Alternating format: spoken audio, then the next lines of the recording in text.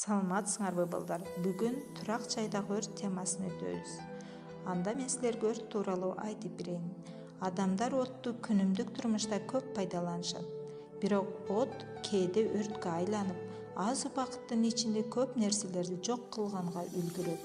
Адамдардын жашоосуна коркунуч туудурат. Отко өтө этияттык менен мамиле жасоо керек. Капысынан үйдүн ичинде өрт чыкса, бөлмөдө жашынба, түтүндөн жашына албайсың. Анда өрттүн келип чыгышынын себептери менен тааныштырайын. Биринчи, балдардын ширеңке менен ойноосу. Экинчи, токко сайылган үтүктү жана башка электр жабдыктарын кароосуз калтыруу. Үчүнчү, отту, шамдарды, жардыргыч заттарды жаңы жылдык палатанын жанында, үйдө этиятсыздык менен колдонуу.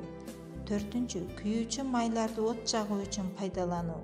Бешинчи, сыналгынын ысып кетиши жана анын жыга чемеректердин жанына коюлуусу. Алтынчы, газды пайдаланып кийимдерди кургатуу. Жетинчи, бир нече күчтүү электр шаймандарын бир розеткага сайып коюу. Эгерде ушул эрежелер сакталбай, өрт чыгып кетсе, 101 номерине чалгыла балдар.